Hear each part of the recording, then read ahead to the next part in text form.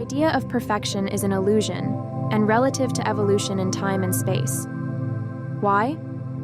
Because the idea of perfection is relative within any mind that can imagine such an idealized concept.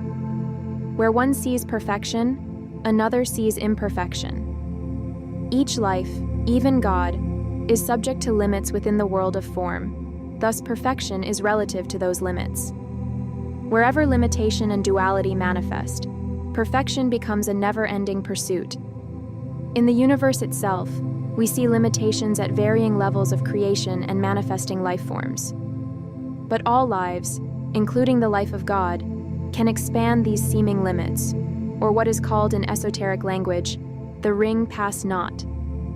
And if we imagine those limits expanding as the evolving life presses on the boundaries, then we see that perfection is a moving field that is relative to the movement of evolving forces, for possibility is endless.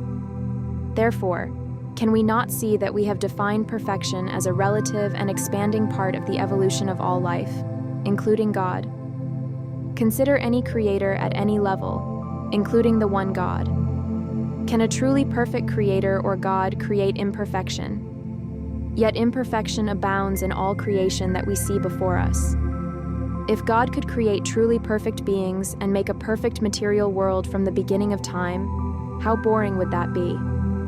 Would God ever want to reach a state of ultimate perfection, if such an idea were possible? Would you? Humans are naturally inclined toward greater evolution, expansion of consciousness, and achievement. And are we not in the image of God? In any sphere of activity with existing boundaries of possibility, expression, and experience, there is a point at which the lives within those limits manifest perfection relative to that sphere of possibilities. Then, when the life has exhausted that expression and perfection, that sphere of experience is no longer a useful pursuit. Perfection is achieved in that state. The only remaining possibility is for the Creator to expand the limits with new possibilities of expression. At first, in this new boundary, the Creator and lives within have not yet mastered all possibilities of expression. Thus, we see the purpose of expanding limits, to evolve and master greater spheres of possibility and experience. This principle is without end, for possibility is without end and only limited by the ideas of the creative force. Some will claim that God is indeed perfect, because the Bible seems to state that God is perfect. The author J.J. Dewey has written about this mistranslation. The scripture, "Be ye therefore perfect, even as your Father in heaven is perfect," is a mistranslation in almost every Bible available. Why? Because the illusion of perfection is so important for the religious world to maintain. In this scripture, perfect is mistranslated from teleu, which means to complete or finish, and puts forth the idea of finishing a job or goal that you have. Now let's translate this verse correctly as Jesus meant it.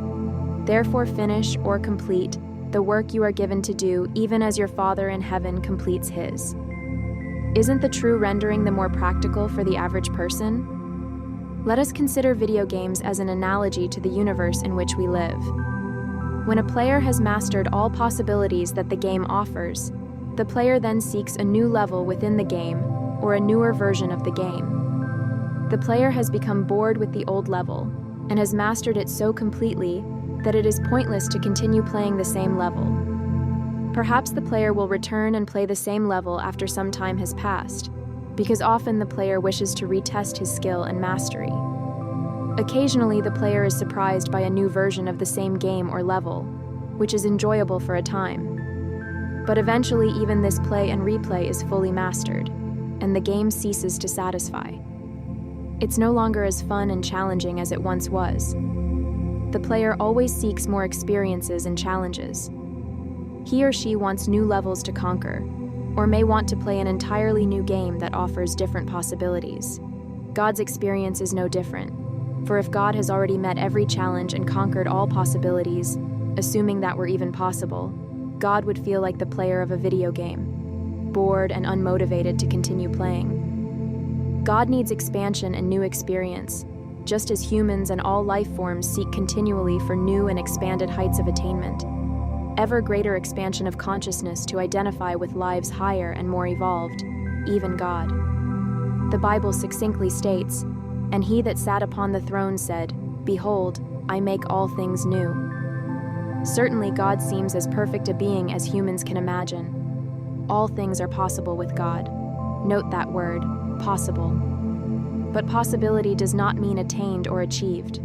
Possibility just means that in time and space, greater and greater creation can manifest given enough time and expansion of limits. So we see the reason that God makes all things new. This is the whole reason God manifested time and space, or in other words, the universe, to give all lives, including God's life, the opportunity to expand and experience ever greater heights, perhaps even simply to play games. For what is life if games and experience always play out perfectly? Life ceases to offer purpose and meaning, and humans crave purpose and meaning. In fact, we give life its purpose and meaning, however imperfect it may seem. The Tibetan master Jewel Kul, as conveyed through the writings of Alice A. Bailey, states, "The masters of the wisdom have all passed through the human experience and are simply men who have achieved a relative measure of perfection." He further elucidates, "Deity itself is working towards a perfection past our comprehension. It may be inferred that there may exist for the gods themselves and for God certain limitations and certain areas or states of consciousness which still await mastering. Can God be more perfect than God already is? Again, from our tiny perspective, perhaps not. But from God's perspective, the possibility of ever greater perfection, livingness, light, and love is endless. And endless is one of the many names of God, and thank God for us it is so.